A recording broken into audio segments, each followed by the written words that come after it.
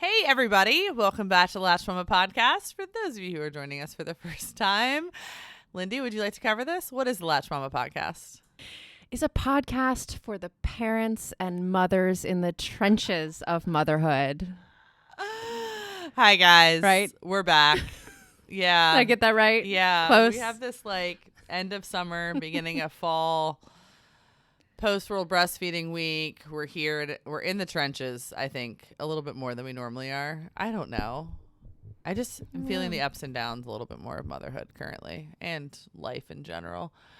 Today, we're going to talk about the comparison trap that we find ourselves in as humans, but also how it manifests itself in motherhood a little bit more than other places.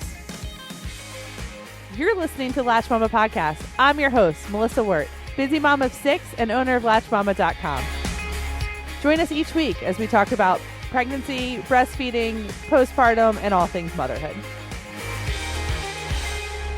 Yeah. So Where there do was you an wanna start? article. Yeah, no, there was an article in Motherly back in June. You guys can go find it. That talks about this. A lot of influencers talk about it. Diary of an Honest Mom, who I love to look at her stuff. She talks about it a lot. It's really, really hard because I think that there's so much that we receive throughout the day in terms of social media because we want connection and because motherhood is inherently a lonely place, that sometimes we can find ourselves comparing ourselves to other people and what their lives look like and how easy it looks, or how you wish that you had that, or your kid should be reaching the milestones when their kids are reaching them. And it's all just really confusing and overwhelming, I think, at times.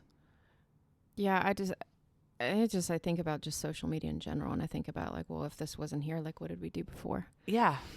Why has it become to where you just have to share any and everything about your life? And it's just this big open door into this comparison.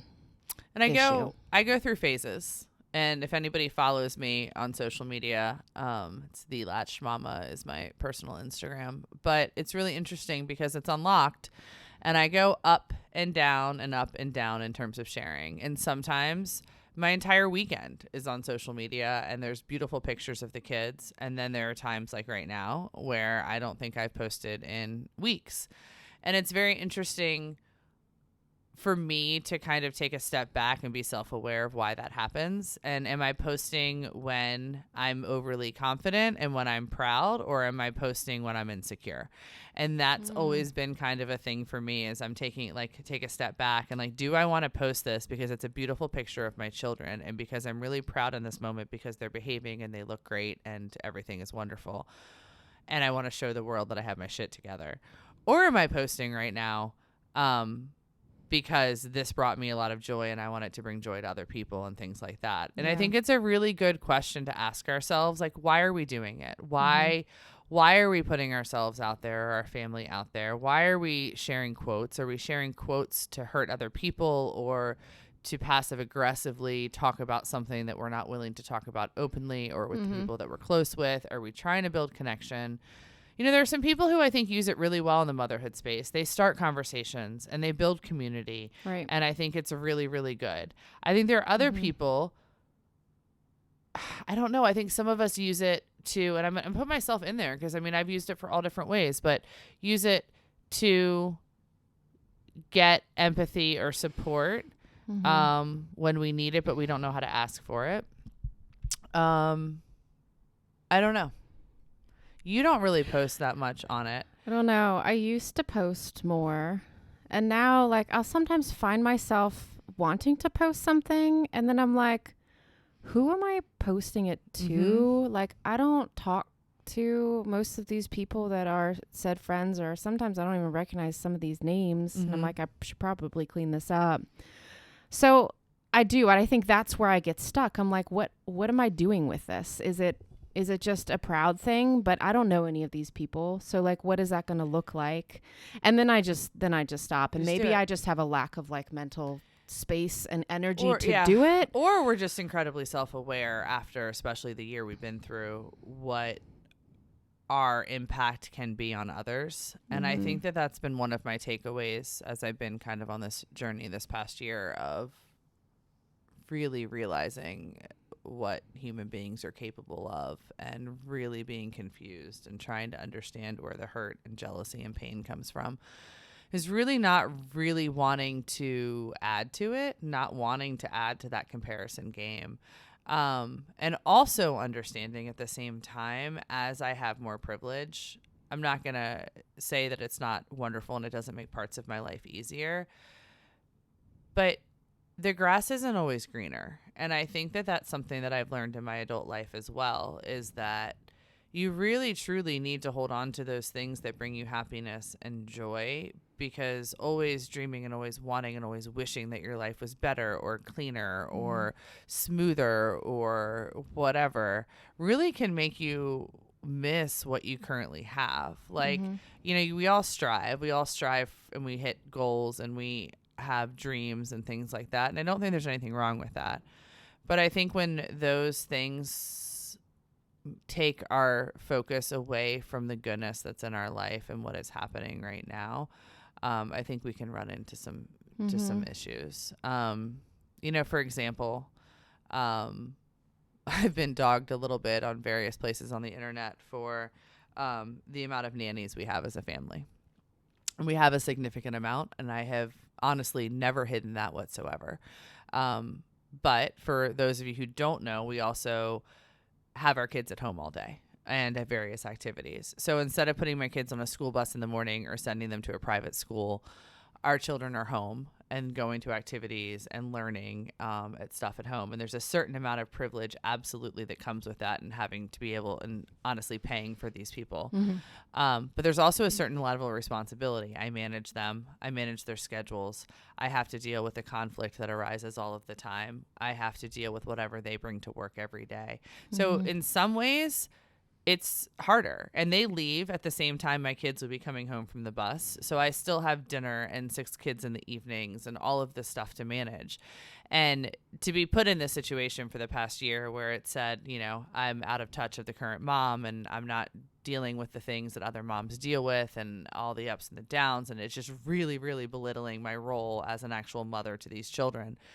It's been interesting to ask where that comes from. And I mean, there's no other way, in my opinion. It would come from jealousy. It would come from comparison. It would come from she has so much support. She has so much help. But in a lot of ways, honestly, my kids are having a very, very different lifestyle. And I think that that's where the privilege comes in. I don't think it necessarily comes in with me having less on my plate.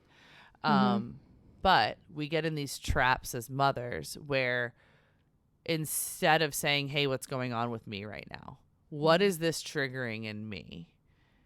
We say, like, what is wrong with them? We bring them down, and we fall into this like thing that makes us compare ourselves to others, and then sometimes decide to find out what's wrong with that other person and bring them down. Yeah, and I think that's also what social media does, and kind of just over the years of, you know, just being a parent and getting older, and some of the relationships and conversations I've had with, you know, friends that I am on with Facebook. I know that, you know, the snapshots I see or anything like that, it is, I don't know what to believe, to be honest. I know it's not real. A lot of it. I won't say everything, because I think sometimes I see accomplishments posted or, you know, things like that, or my kid made this team, and like that's a fact and that's true, but it's just a snapshot. In 10 minutes, your life can look completely different. The day before could have been a terrible, horrible day or an incredible day. And, you know, you posted somebody posted a really hard moment. So I know, like, that is not the picture perfect. That's not how it is all the time. But I think what people can do is take that one snapshot, and then that's just like, oh, 100%. They don't know anything else about that situation. Absolutely. They don't know what goes on behind the scenes. They don't know what the needs are of that family. They have no clue. Like, people have no clue. And it just leads to assumptions. Yeah. And then it leads to lies, and then it leads to hurt and anger, and just not a lot of good, I think, comes out of social media. I do think that there is some connection there, and I am friends with a couple of cousins in South Africa, or a grandma is on social media, but she gets some help because she's like upper 80s now. Aww. But it's one of the few ways that they could see a picture Absolutely. now, Yep. unless we send via email. So I do think there's some really good connection there. But then this comparison is it just eats at us. I don't understand why. And I mean, maybe I'm just overly self-aware at this point, especially from, I don't know, the past year and building a community and being in this motherhood space for almost a decade now and watching what it does to us. You know, in this motherly article, it's talking about how it's not always bad. It's not always bad to compare ourselves with other people, because sometimes there are other people who can give us resources or the answers that can make our lives easier. They were talking about like sleep routines or easy dinner ideas or something like that. There are ways that we can compare our, you know, something that we're struggling with to something that somebody else is doing better with or seems to have an easier path with, and coming up with ideas on what they can share with us and how we can pull resources. So I think in some ways, comparing ourselves to others, especially in the motherhood space, is not a bad thing. I think what we have to realize, though, is that there is such a transition when you become a mother. And it's kind of a coming to terms with a new identity, that compared to the consumption of social media and constantly being around other people who are doing it different ways, or growing these tiny humans who are all going to hit milestones at different times and are all going to have successes and failures and all of these different things, that it really, really can turn into this snowball of just emotional messiness that hopefully we have the support and the connections and the resources to work our way through and out of.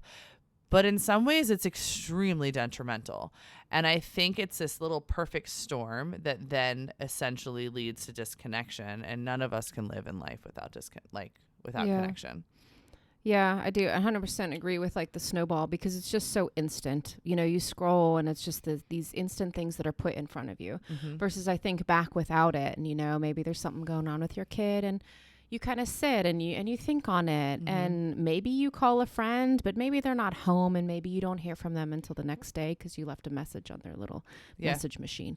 And, you know, I think it was a slower time and we weren't just dumped into that snowball that just kind of compounds and goes a bit crazy. You know, and I think that there's like a perfectionism key to this, is that, you know, we show up in this place that we want to be perfect and we want to have these certain expectations of how we carry ourselves. And I had a unique situation. I have a new friend, which Lindy knows all about this little journey, but it was really interesting because I had said new friend who does not have young kids and her husband over for dinner on Friday night. And it was, I'm not going to say it was a nightmare because they were beautiful, beautiful moments, but a lot of me checking in with myself on the other side of that and what I was feeling.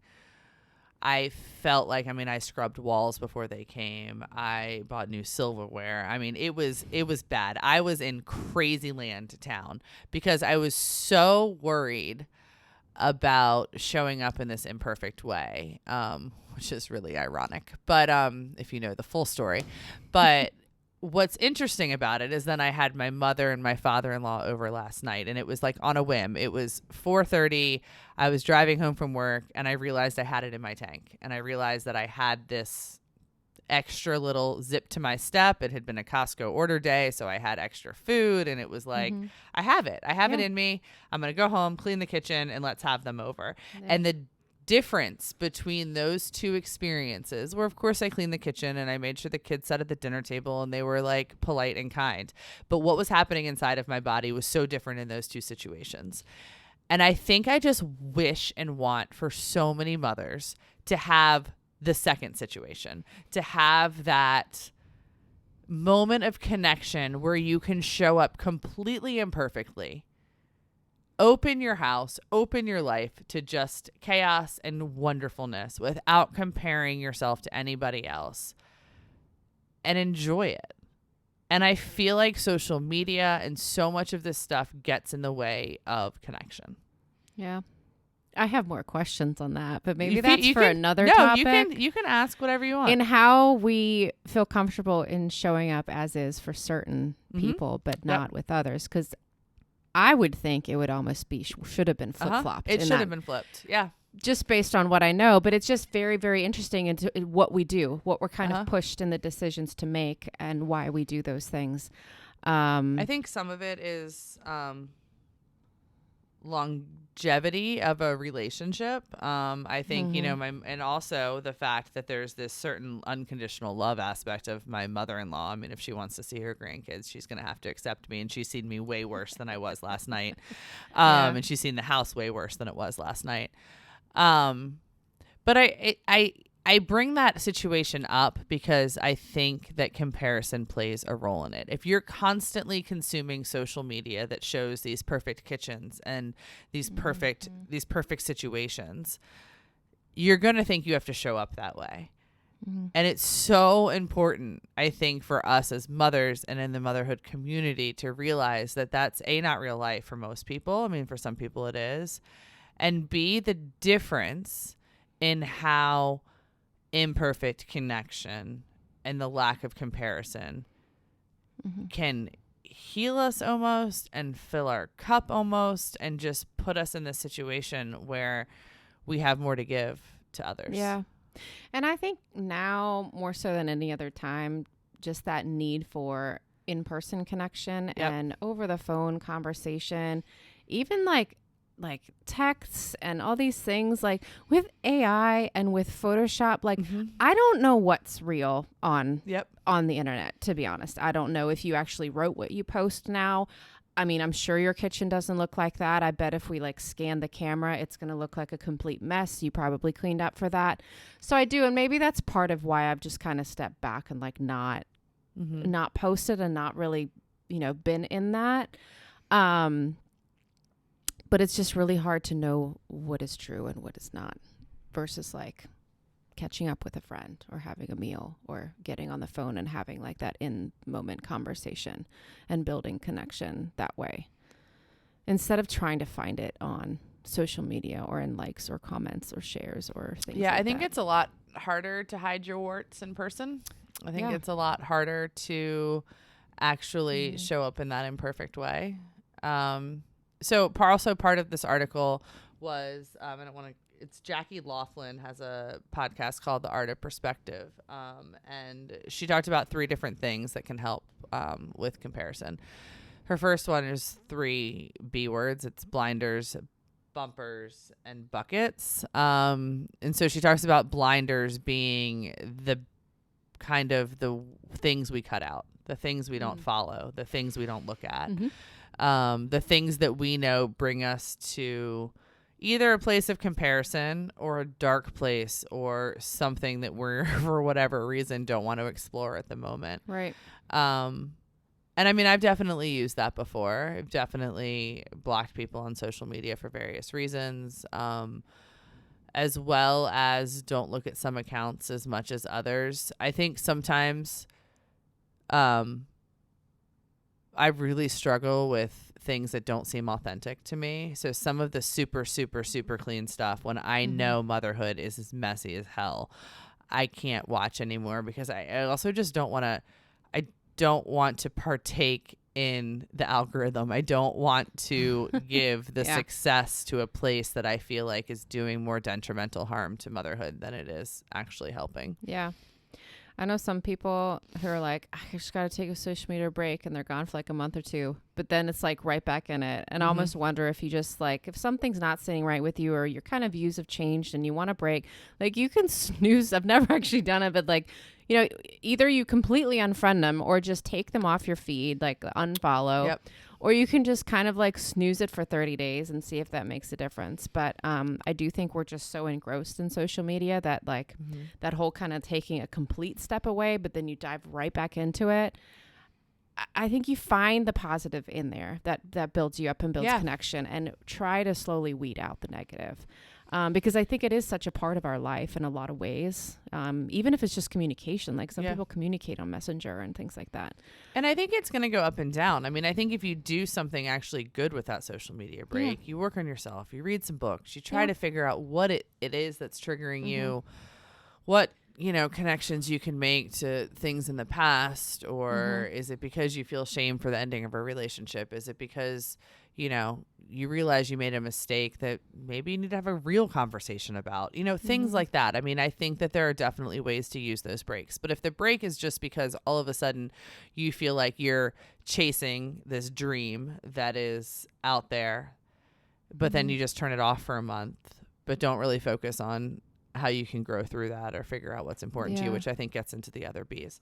So what were the other ones? So the next B is bumpers. So the next B is just boundaries in general. Okay. So the example that they used in the article was that this family decided on only one sport a season for each kid, which I think is something that you guys do, more so than we do. But that's okay for you. Figure out what works for you. I mean, my kids are in public school during the day, so we are limited to certain hours.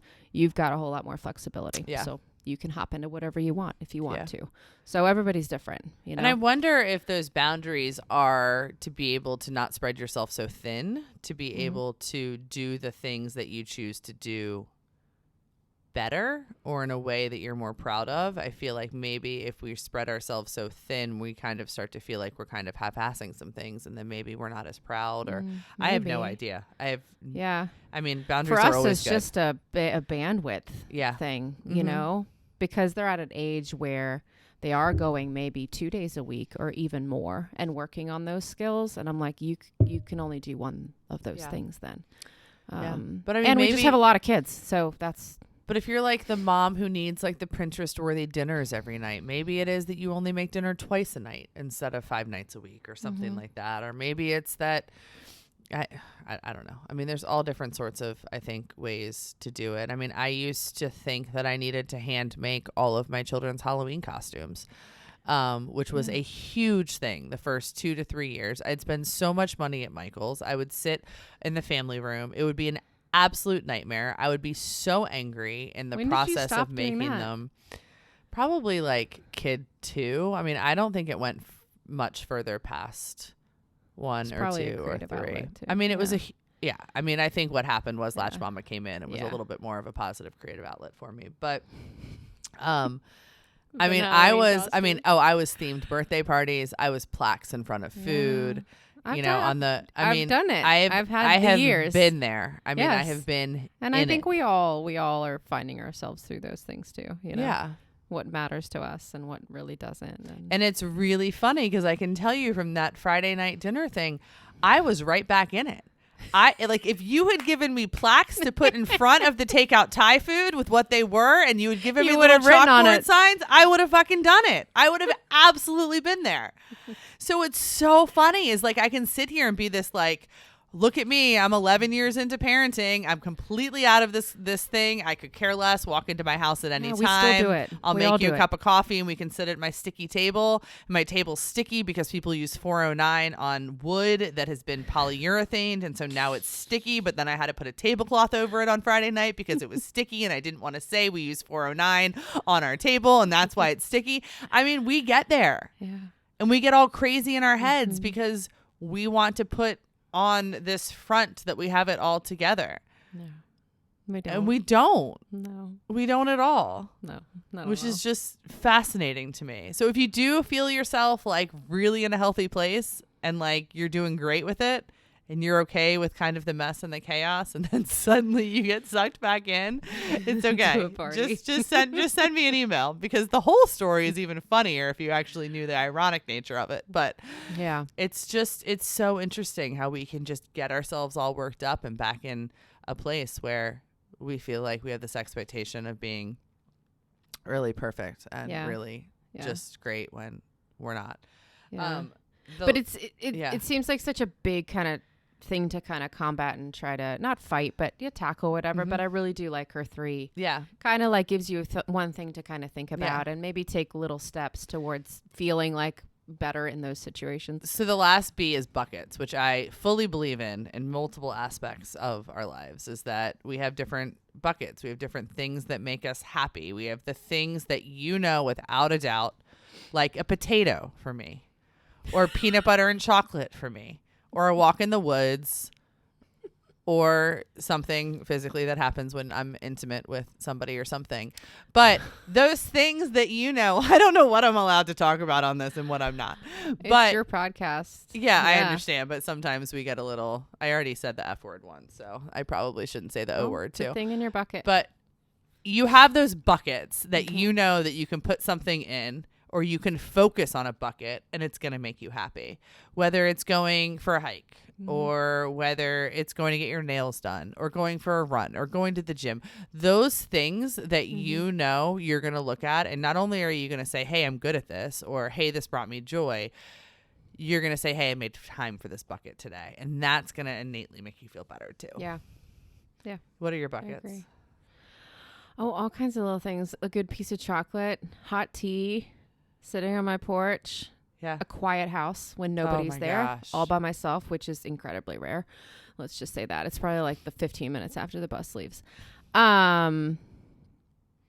Walk, being outside. Good also music. getting good music, getting away from my house for like 2 hours away. Yep. So everything looks different and it looks fresh and it looks new. Kind of like, ooh, I need to do that soon. Yeah. And it doesn't have to be far.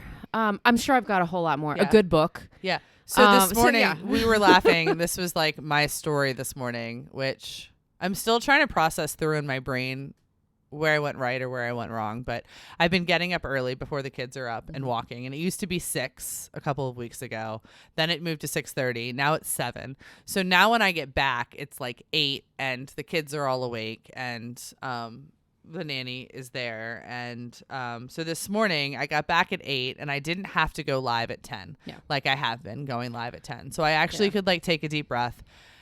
And I'm really, really into my book. Like really, really into my, and it's a novel. It's like a murder mystery book. Please tell me you're someone that if you start a book, like you're committed. I'm committed and it's going to be done in like the next 24, 48 hours. But then I get really, really sad. So I tend to slow down towards the end because I don't like endings. So you gotta find a series. I do the same thing with like shows on Netflix, as I slow down towards the end because I don't want the ending. But anyways, so I unfortunately had fallen asleep with the book in the bed last night. And so my husband was still in bed this morning and he had been up late, but I guess he was awake. I don't really remember exactly what the conversation was, but instead of going back to bed and snuggling or doing whatever that would lead to, I went to his side of the bed where my book was because I fell asleep with it in the bed. And when he came into bed at like 4 a.m.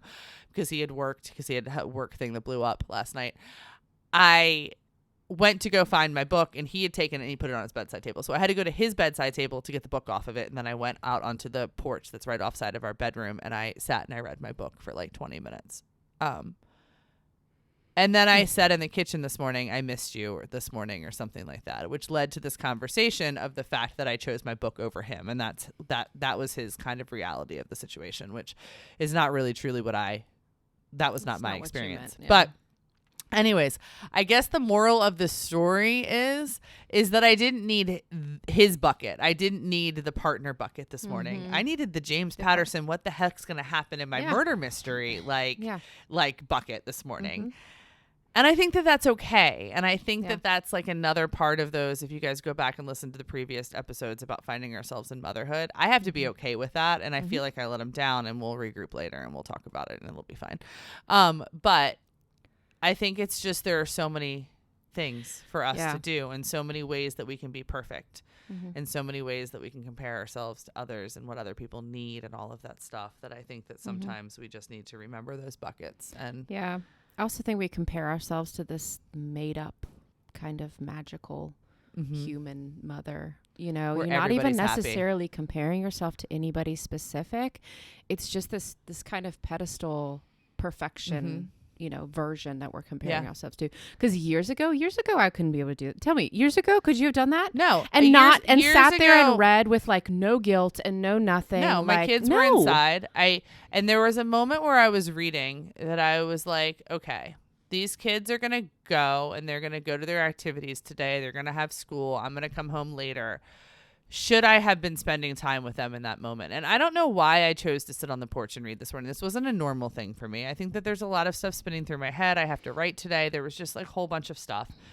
And I needed that bucket. And I don't know what it is, but I can tell you that I've come a long way with the idea that I left the house this morning knowing that I had let somebody down. And that is the hard part for me, is choosing myself and knowing that I'm still going to have a good day, knowing that Eric was disappointed in my choice this morning, whether he could articulate it or not. That was like the moral of the conversation, is that he felt slighted by my book this morning and he wanted to snuggle. And I wasn't feeling snuggling. I was feeling whatever was happening in my book.